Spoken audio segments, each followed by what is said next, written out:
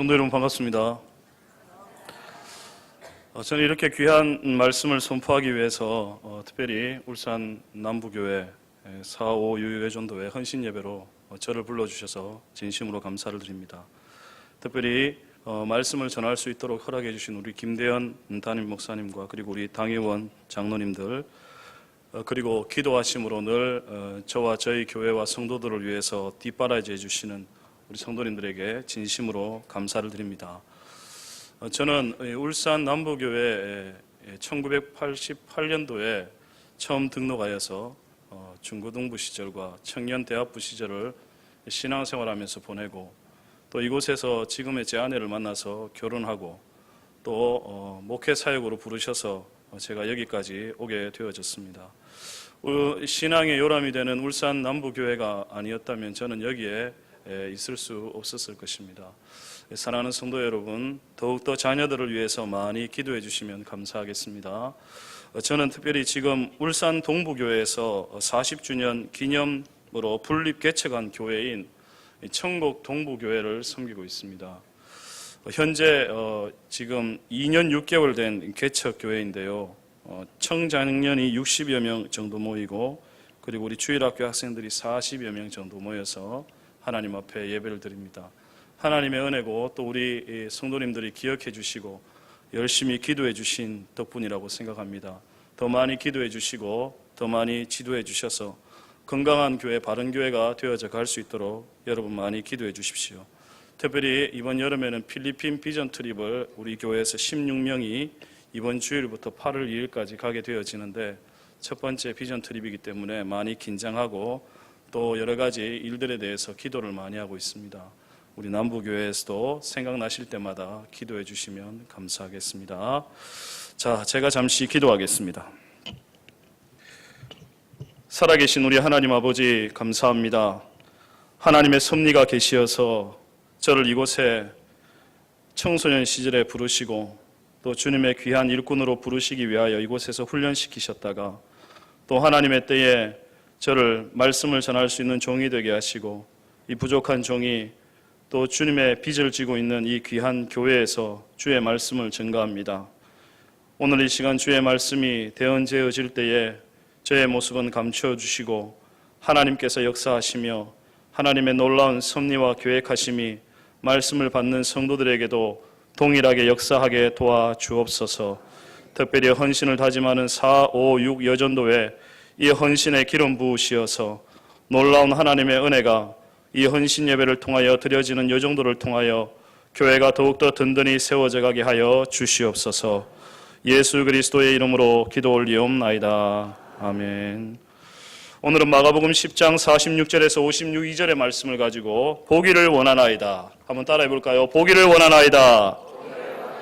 우리 옆에 있는 분에게 축복합시다. 보기를 원합니다. 예, 우리나라에 6.25 전쟁이 있었죠. 6.25 전쟁이 한창일 때에 최전방에서 전쟁을 하던 미군군 한 사람이 불안해하고 초조해하고 있던 병사들을 찾아서 격려하고 기도를 해주는 그러한 광경이 있었습니다. 한 흑인 병사에게 부탁하고 싶은 기도의 제목이 있습니까? 라고 물었을 때에 저에게 내일을 좀 보여주십시오. 이 전쟁의 이 소용돌이 속에서 내일이 보이지 않습니다. 저에게 내일 좀 보여주십시오. 전쟁의 암울 속에서 내일이라는 전혀 기대할 수 없는 병사의 절규. 여러분 어떻게 들으십니까? 헬렌 켈러를 우리는 잘 알고 있지요. 그녀는 볼 수도 들을 수도 말할 수도 없는 삼중의 장애를 가지고 있었으며 그런 인생을 살고 있었던 그녀에게 어떤 한 사람이 찾아와서 질문을 합니다. 앞이 보이지 못하니 얼마나 답답하십니까? 앞을 보지 못하니까 얼마나 답답하냐고 묻는 그 사람의 질문에 그녀는 이렇게 대답합니다. 그래요. 볼 수 없는 것은 참 답답한 일입니다. 하지만 눈을 뜨고도 내일을 보지 못하는 사람들보다야 훨씬 죄가 낫다고 생각합니다. 눈을 감고 있지만 헬렌 켈러는 미래를 보고 있었다는 거죠. 그러나 눈을 뜨고도 내일을 보지 못하는 사람들은 나보다 더 어렵고 힘들다라고 그녀가 말하는 것입니다. 사랑하는 성도 여러분, 우리는 내일을 보지 못할 때 얼마나 답답합니까? 가정의 미래, 자녀의 미래, 내 직장의 미래, 내 삶의 미래를 보고 싶지만 우리는 그 삶의 미래를 보지 못해서 답답해하지요. 이것은 비단 우리들만의 문제가 아닐 것입니다. 불신자들은 미래를 알고 싶어서 점집에 가서 내 미래를 좀 점쳐주세요 라고 하지 않습니까? 착한 선행을 하면 자신의 삶에 복이 올 수 있다라고 세상 사람들은 생각합니다. 저 역시 교회를 2년 6개월 전에 개척하면서 교회가 어떻게 될까? 우리 성도들의 미래는 당시 11명의 성도들이었거든요. 그리고 나 자신의 미래는 과연 어떻게 될까? 개척교회를 시작하는 저는 참 미래가 어떻게 될지 몰라 궁금해하고 또 답답해하기도 했습니다. 눈을 뜨고는 있었지만 미래를 볼 수 없는 답답함은 어느 누구에나 있는 것입니다. 오늘 본문에 보니까 앞을 보지 못하는 한 소경이 등장하고 있습니다.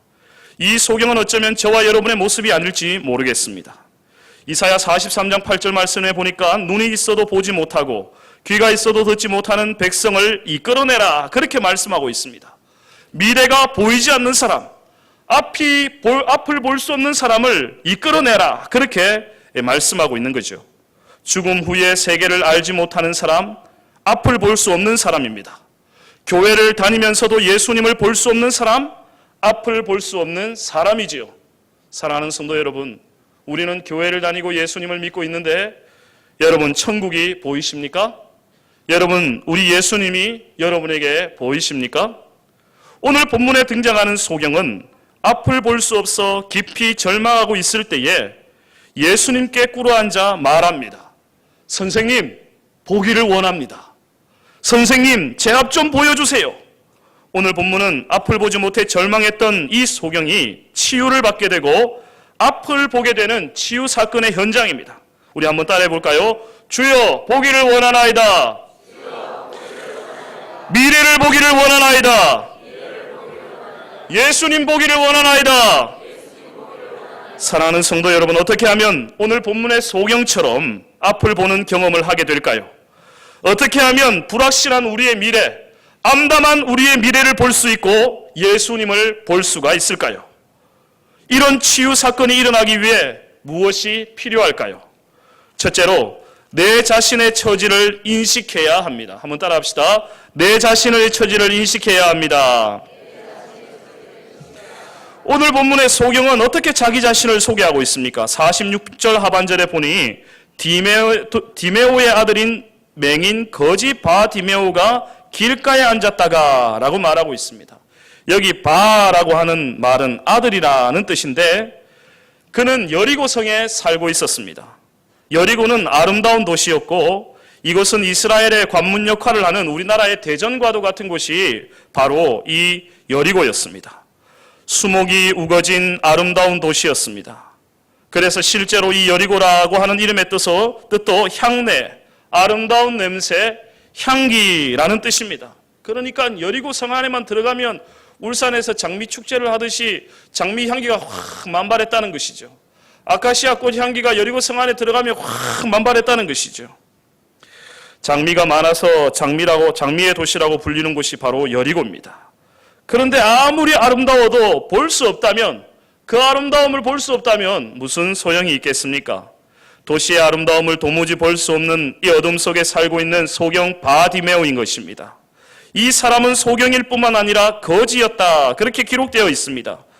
생활 능력이 없는 사람이지요. 구걸하는 것으로 생활을 이어갈 수밖에 없는 그런 무능력자였던 것입니다. 그는 소경이었고 거지였던 불쌍한 사람이었습니다.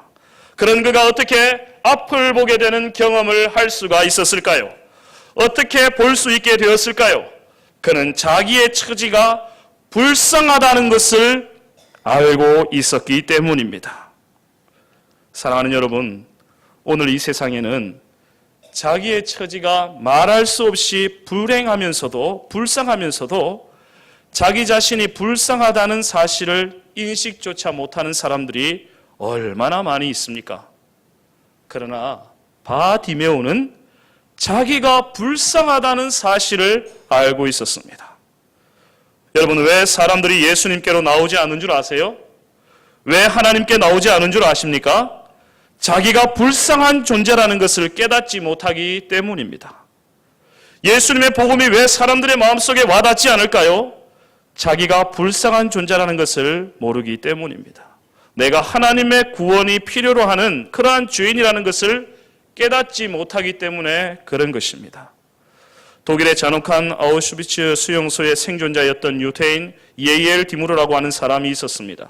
1961년 2차 대전이 끝난 후 나치 히틀러 잔당들의 재판이 열렸을 그때에 수많은 유태인들을 학살했던 이 아이히만이라고 하는 참모를 재판을 하게 되었습니다. 증인으로 나온 예이엘 디무르라는 사람이 재판관에게 물었습니다. 재판관이 이 예이엘 디무르에게 묻습니다. 저 사람 아이히만을 똑바로 쳐다보세요. 저 사람이 그 독일러 히틀러의 그 앞잡이였던 아이히만 맞습니까? 보십시오. 조금 더 가까이 가서 쳐다보세요. 그 살인자 아이히만이 맞지요? 증인석에 섰던 디무르는 한참 뚫어지게 그 아이히만을 쳐다보다가 그만 졸도하고 말았습니다. 한참 기절하고 난 후 디무르가 깨어났을 때 재판관이 묻습니다. 아니 보시게 왜 졸도하였는가? 과거의 악몽이 생각나서 그렇습니까? 아닙니다. 그러면 저 사람에 대한 미움과 분노가 당신의 가슴 속에 붙박혀서 당신이 기절했습니까? 그것도 아닙니다. 그러면 왜 기절했습니까? 디무르는 충격적인 대답을 재판관과 그 주변에 있던 사람들에게 말합니다. 제가 저 사람을 쳐다보니 살인자는 흉악하게 생긴 줄로만 알았는데 저렇게도 평범한 사람이 살인자라는 사실에 놀랐습니다. 저 평범하게 생긴 사람이 수많은 우리 동료들을 가스실로 들어가게 한 장본인이라고 하는 사실 앞에 저는 충격을 받지 않을 수 없습니다. 저는 나도 저 아이만처럼 될 수 있다는 사실 앞에 제 자신이 놀란 것입니다. 사랑하는 성도 여러분, 우리 안에도 미움이 도사리고 있지 않습니까? 우리 안에도 죄가 있고 절망이 있고 불안이 있고 광기가 있고 실패가 있고 낙심이 있지 않습니까? 아무도 말리지 못하는 광기가 우리에게 서려 있지는 않습니까? 사랑하는 성도 여러분, 우리는 하나님의 용서 없이는 새로워질 수 없는 인생이라는 것을 믿으시기 바랍니다. 하나님의 그 크신 은혜와 자비가 아니고서는 구원받을 수 없는 인생이라는 사실에 우리 모두 주여 나를 불쌍히 여겨 주옵소서, 그러한 고백이 있기를 축원드립니다. 이 불쌍한 처지에 있는 사람, 이 소경 바디메오는 자기의 처지를 인식하고 바로 예수님 앞에 나와서 말합니다. 주님, 저 좀 불쌍히 여겨주세요. 주님, 제가 좀 보기를 원합니다. 사랑하는 성도 여러분, 우리가 눈을 떠 보기를 원하려면, 눈을 뜨는 기적을 체험하려면, 미래를 보려면 나 자신의 처지를 인식하는 것이 가장 중요합니다. 하나님, 저를 불쌍히 여겨주세요. 하나님의 은혜가 아니고서는 한순간도 살아갈 수 없는 연약한 존재입니다. 저 좀 불쌍히 여겨주세요. 고백할 때에 하나님의 은혜가 우리에게 임하게 될 줄로 믿으시기 바랍니다. 우리 한번 고백해 봅시다. 주여, 저를 불쌍히 여겨주세요. 저를 긍휼히 여겨주세요. 둘째로 예수님만이 치유자라는 사실을 믿어야 합니다. 한번 따라해 봅시다. 예수님만이 치유자. 47절 말씀을 보니까 나사렛 예수시라는 말을 듣고 소리질러 이르되 다윗의 자손 예수여 나를 불쌍히 여기소서 하거늘 이라고 기록되어 있습니다. 사람들은 예수님을 나사렛 예수라고 말합니다. 당시에 예수라는 이름이 너무너무 흔했습니다. 여러분, 제 이름이 뭔 줄 아세요? 제 이름 김수정입니다. 제가 울산 남부교회에서 세례를 받았는데 세례 증서에 김수정 성별 여자 동그라미, 제 이름이 여자 이름에 동그라미 쳤어요. 아직까지 잊을 수 없어요. 제가 어떤 교회에 전도사로 부임하게 되었는데 전도사님 부임한다고 돼서 그 이전에 광고가 나왔어요. 김수정 전도사님 부임. 난리가 났어요. 여자 집사님들, 권사님들 너무 좋다고 난리 났어요. 왜요? 여자 전도사님 부임하시는 줄 알고. 그래서 제가 그 다음날 가서 이렇게 설교를 하는데 깜짝 놀랐습니다. 첫 번째 놀란 이유는 목소리가 너무 커서 놀랬고, 두 번째 이유는 여자인 줄 알았는데 남자 전도사님이 와서 설교하니까 놀랬다고 합니다. 당시 제 이름도 흔하지요. 여자 이름에 붙어야 되는데 남자 이름에 붙어 있어가지고. 어쨌든 저는 제 이름이 좋습니다. 사람들은 예수님을 나사렛 예수라고 소개하는데 그 이유가 그 예수라는 이름이 나사렛 출신의 예수이기 때문에 그렇다라고 소개하기 위해서입니다. 이 나사렛 예수님이 여리고성을 지나간다는 말을 들었습니다. 그런데 예수님께 도움을 청할 때에 이 소경 바디메오가 뭐라고 외치느냐 하면 나사렛 예수여! 라고 소리 지르지 않습니다. 어떤 호칭을 사용합니까? 다윗의 자손 예수여! 합니다. 우리도 한번 바디메오처럼 기적을 바라는 심령으로 다윗의 자손 예수여 한번 불러볼까요? 시작! 다윗의 자손 예수여! 무슨 말입니까? 나사렛 예수라고 불려지는 이름에는 무시가 있고 멸시가 있고 천대가 있고 경멸이 있고 비웃음의 의미가 들어 있습니다. 나사렛이라고 하는 이 동네는 별로 유익한 동네가 아닙니다. 그리 훌륭한 사람들이 배출된 동네가 아니기 때문에 그렇습니다. 그래서 그 당시 속담에도 나사렛에서 무슨 선한 것이 날 수 있느냐라는 속담이 있듯이 이 나사렛에 대해서 그렇게 좋은 인상이 있지 않았습니다. 이 지역 사람들에 대한 편견이 많이 있었지요. 그러나 바디메오는 예수님을 나사렛 예수라 하지 아니하고 다윗의 자손 예수여 라고 부릅니다. 사랑하는 여러분, 우리가 예수님을 고백할 때에 이 고백이 중요합니다. 단순히 나사렛 예수여 라고 소리를 질렀다면 우리 예수님 돌아보지 않으셨을 것입니다. 우리 예수님 그냥 지나쳤을 것입니다. 그러나 예수님을 일컬어서 다윗의 자손 예수여 라고 불렀을 때에 우리 예수님 지나가시다가 귀가 솔깃하셨습니다. 누가 나를 다윗의 자손이라고 일컫는 거야? 누가 나를 일컬어 다윗의 자손이라고 부르고 있지? 여러분, 다윗의 자손이라는 것은 그가 예수님이 메시아로 오셨다는 사실을 증거하고 있는 것입니다.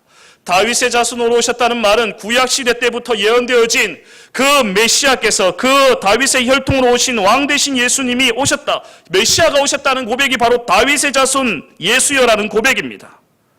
예수님은 다윗의 후손으로 오셔서 인류의 메시아가 되셨고 구원자가 되셨고 삶의 모든 상황들을 바꾸시고 사람들의 운명을 바꿀 수 있는 구원자로 오셨다. 이사야 35장 5절의 말씀에 보면 메시아가 오게 되면 그는 그의 나라를 이루게 될 것이며 메시아의 나라가 열리기 시작할 때에 그 메시아 왕국의 특징들을 설명하면서 이사야 35장 5절 말씀에 그때의 메시아가 오시고 그가 통치하시게 되면 그때에 소경의 눈이 밝을 것이며 할렐루야, 귀머거리가 열릴 것이며 할렐루야.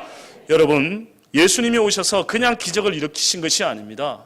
예수님이 오셔서 병자를 낫게 하시고 예수님이 오셔서 기적을 일으키셨던 이유는 너희들이 그렇게 고대했던 하나님의 나라가 열렸다, 너희들이 그렇게 기대하였던 구원자 메시아가 너희들에게 왔다라는 사실을 보여주기 위하여 구약에 인용된 그대로 예수님은 소경의 눈을 뜨게 하시고 귀머거리의 귀를 열게 하셨던 것입니다. 소경 바디메오는 그 소식을 들었던 것입니다. 자신의 처지, 자신은 하나님의 은혜가 필요하고 자신은 하나님의 긍휼이 아니면 살아갈 수 없다는 그런 연약함을 인식하고 있었던 소경 바디메오가 바로 예수님이 오셨다는 소식, 나사렛 예수님이 오셨다는 소식, 다윗의 자손 예수님이 오셨다는 소식, 그분이 오셔서 길을 열어주시고 눈을 띄우겠다는 소식을 듣고 예수님을 만난 사람마다 인생이 바뀌었다는 소식을 듣고 예수님을 만났다는 사람마다 운명이 변하였다는 소식을 듣고 예수님을 만났다는 사람들마다 가치관이 새로워지고 세계관이 달라졌다는 인생을 완전히 바꿔놓는 놀라운 예수님이 오셨다는 소식을 듣고 소경 바디메오가 그 인생을 바꿀 수 있는 예수 그리스도, 그분은 메시아다, 메시아에 대한 믿음이 그의 마음속에 확신이 있었던 것입니다. 사랑하는 성도 여러분, 예수 그리스도, 내 인생을 바꿀 수 있는 분 예수 그리스도, 우리의 삶의 운명을 완전히 180도 변화시킬 수 있는 분 예수 그리스도 믿으시기를 축원드립니다.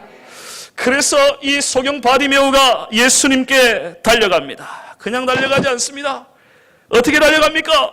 다윗의 자손 예수여! 성경에 예언되어진 메시아여, 다윗의 자손 예수여, 나를 좀 불쌍히 여겨주세요. 우리는 그가 예수님을 메시아로, 예수님을 치유자로 믿었다는 증거를 오늘 본문에서도 찾아볼 수 있습니다. 오늘 본문이 끝나는 마지막 절에 예수님이 어떻게 선포하십니까? 52절 말씀, 우리 마가복음 10장 52절 말씀 다 같이 한번 읽어볼까요? 시작! 예수께서 이르시되 가라, 내 믿음이 너를 구원하였느니라 하시니 그가 곧 보게 되어 예수를 길에서 따르느니라. 아멘. 개척교회를 섬기면서 여러 가지 어려운 점들이 많다고 우리 성도님들과 그리고 주변에 계신 분들이 걱정을 많이 해주시고 또 기도 많이 해주셔서 감사합니다. 목회자인 제 입장에서 개척교회를 섬기는 일은 참 쉬운 일이 아니죠. 우리 개울산 남부교회도 개척교회라는 시절이 있었기 때문에 이렇게 귀하고 아름다운 교회로 성장되어진 것 아니겠어요?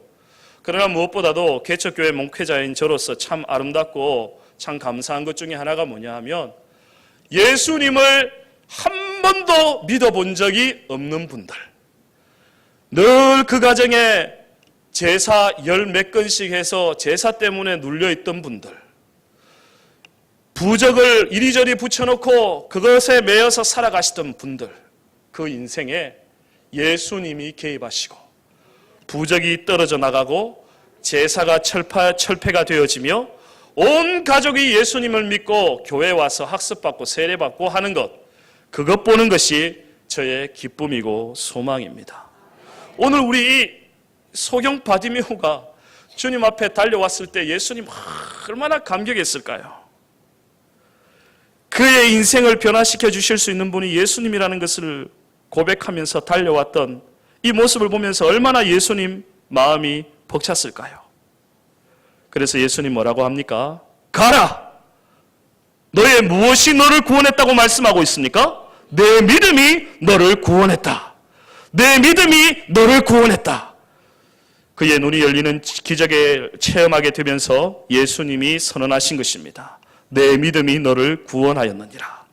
예수님을 메시아로 하나님의 기름 부으셔서 보내신 분이요, 나를 고치시고 내 육체도 고치시고 내 마음도 고치시고 내 영혼을 변화시킬 수 있는 분, 내 삶의 통치자 그리고 내 삶을 바꿀 수 있는 분, 나의 희망이요 나의 구원자이신 예수님, 예수 그리스도는 내 인생의 메시아요 구원자요 주인이다. 그 사실을 믿었습니다.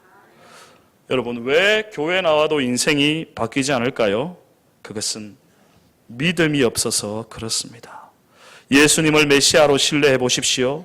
예수님만이 나를 바꿀 수가 있다. 아무도 나를 바꿀 수 없었는데, 나도 나를 바꿀 수 없었는데, 그래서 절망하고 내 부조리와 내 문제를 안고 내 연약함을 안고 예수님 앞에 엎드려 보십시오. 나를 좀 불쌍히 여겨주세요, 주님. 내 인생의 구원자이신 주님, 나는 주님을 믿습니다. 나의 치료자이신 주님, 내가 주님을 믿습니다.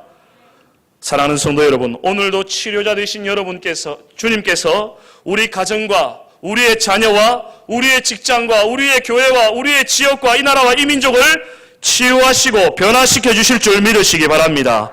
예수님을 구세주로, 예수님을 치유자로 믿으시기 바랍니다. 그것이 미래에 눈을 뜨고 미래를 볼 수 있는 두 번째 단계입니다.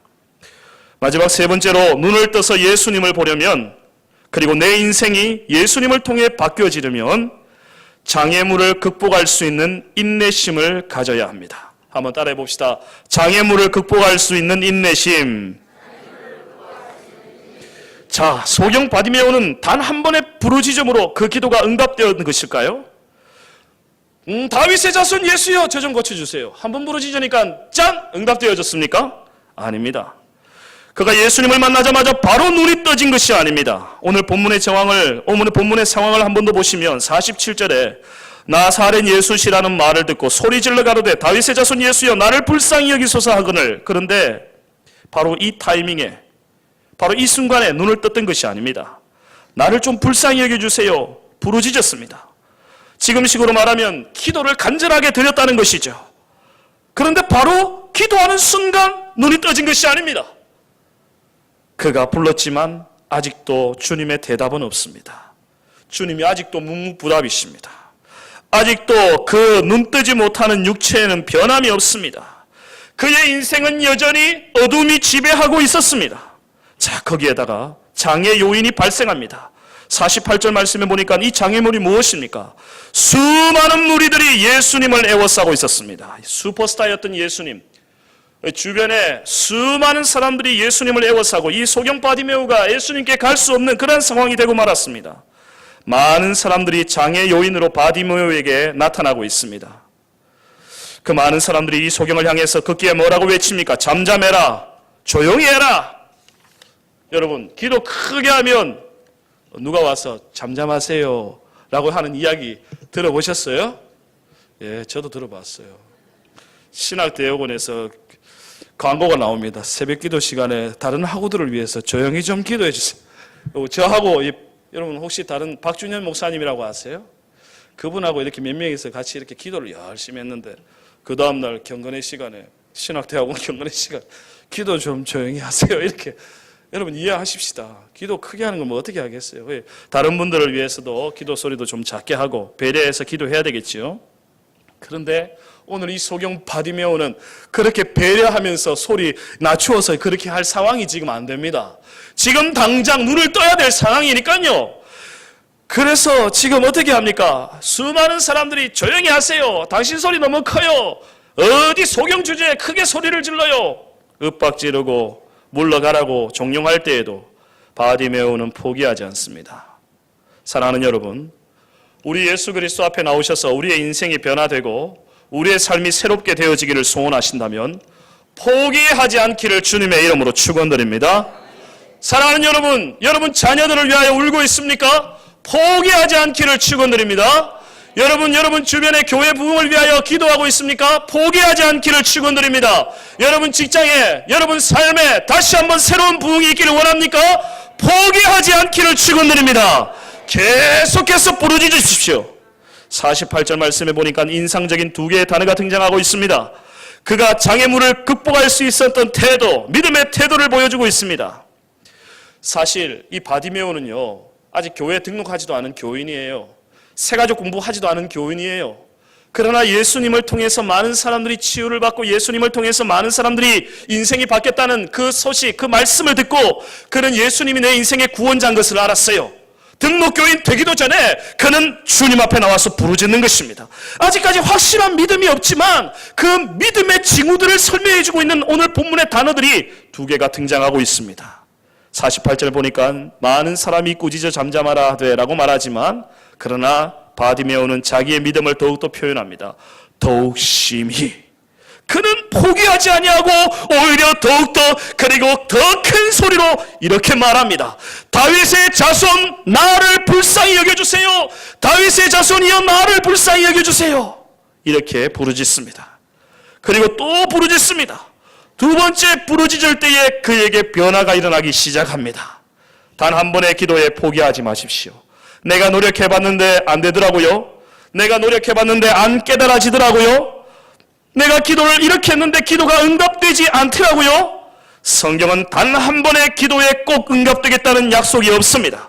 주님 말씀하십니다. 구하라. 그러면 주신다. 근데 여러분 구하라는 말이 한 번만 구하라는 것이 아닙니다. 계속해서 구해라. 찾으라고 말씀하실 때에도 한 번만 찾아봐라. 없으면 그만이고 하지 않습니다. 한 번만 찾으라는 것이 아니라 찾을 때까지 찾으라. 두드리라고 말하는데 두드려보고 열리면 그만이고 안 열리면 그만 집에 가라. 아니고 계속해서 두드리라는 것입니다. 언제까지 말입니까? 열릴 때까지 두드리라는 것입니다. 자동 판매기처럼 우리가 동전만 딱 집어넣고 착 나오면 얼마나 좋겠습니까? 그러나 그런 식으로 하나님은 우리의 기도를 응답하지 않습니다. 여러분, 우리는 때때로 이렇게 말합니다. 기도가 진지한 게 중요한 것 아니겠어요? 기도가 시간이 중요합니까? 기도의 질이 중요하지요. 그러나 기도의 질도 중요하지만 기도의 시간도 중요하다고 봅니다. 기도의 시간, 기도의 분량이 차야 합니다. 기도의 분량이 찰 때에 하나님께서 기적을 베풀어 주시는 줄로 믿으시기 바랍니다. 이스라엘 백성들이 여리고성을 돌 때에 여리고성을 13바퀴 도는 그 분량이 찼을 때에야 비로소 여리고성이 무너지는 역사가 일어났던 것처럼 우리 인생의 기도의 기적들도 바로 기도의 분량이 채워질 때에 하나님께서 놀라운 역사들을 경험케 하시는 줄로 믿으시기 바랍니다. 사랑하는 여러분, 우리의 신앙생활을 하면서 장애물이 극복될 것을 믿고 기도하십시오. 그러면 빛이 보입니다. 그러면 달라집니다. 이게 뭐냐? 하나님의 섭리를 믿는 신앙입니다. 한번 따라해 봅시다. 하나님의 섭리. 성도 여러분, 제 이야기를 해서 죄송합니다. 제가 여기에 서서 말씀 전하게 될 줄 여러분 이 중에 누가 알았습니까? 저 자신도 몰랐습니다. 제가 저기 천국에 가서 교회를 개척하고 2년 반 동안 이렇게 지내게 될 줄 누가 알았겠습니까? 저 자신도 몰랐습니다. 그런데 알고 계셨던 분이 한 분 계셨는데 그분이 누구냐면 우리 하나님 아버지십니다. 사랑하는 성도 여러분, 여러분 자녀를 축복해 주시기 바랍니다. 이번 여름 성경학교를 시작합니까? 여름 수련회를 시작합니까? 청년들 수련회를 합니까? 자녀를 위하여 부모들이 눈물을 뿌려 기도하십시오. 자녀들의 인생을 이루어 가시는 분은 누구냐면 하나님이신 줄로 믿으시기 바랍니다. 하나님의 섭리가 우리의 자녀들을 인도해 주시는 줄로 믿으시기 바랍니다. 오늘 소경 바디메오도 마찬가지였습니다. 그가 어떻게 눈을 뜰 줄 알았겠어요? 평생토록 눈을 감고 앞을 보지 못한 채 더듬거리며 다른 사람들에게 빌어먹으면서 살 인생이었던 그가 어떻게 그가 눈을 뜨게 되고 자신이 하나님을 섬기는 인생이 될지 누가 알았겠어요? 오직 한 분 알고 계셨어요. 하나님 알고 계셨어요. 하나님의 섭리가 소경 바디메오에게 임하였던 것입니다. 바라기는 사랑하는 성도 여러분, 우리 모두 다 앞을 보지 못하여 전전긍긍해하고 미래를 보면서 어떻게 될지 몰라 답답해할 그때에 주여 저를 불쌍히 여겨 주세요. 주님의 은혜가 아니고서는 회복될 수 없습니다. 아무리 어려운 장애물이 우리에게 버텨져 있는다 할 그때라도 하나님의 섭리는 결국 우리를 가장 의로운 길로 인도해 줄 것이며 우리의 영안을 열어서 주의 역사를 보게 해줄 것이며 우리의 놀라운 하나님의 섭리가 우리 삶 가운데 임함으로 말미암아 우리가 생각할 수 없는 놀라운 기적과도 같은 역사들이 우리의 삶에 펼쳐지게 될 것을 믿음으로 우리 앞에 있는 장애물들을 기도함으로 넉넉히 승리하셔서 특별히 오늘 우리 헌신 예배를 드리는 4, 5, 6 여전도회 뿐만 아니라 또 이번 여름에 하나님 앞에서 또 헌신하게 될 우리 어린 자녀들과 청소년들과 우리 청년들과 이를 위하여 기도로 뒷바라지하게 될 사랑하는 우리 부모님 여러분, 우리 성도 여러분, 하나님 앞에서 기도의 장애물이 있다 할지라도 그 기도의 장애물을 하나님의 섭리함으로 다 이기시고 종국에는 우리의 믿음의 승리를 하나님께 영광 돌려드릴 수 있는 저와 여러분 되기를 주님의 이름으로 축원드립니다. 이 시간 우리 한번 기도하겠습니다.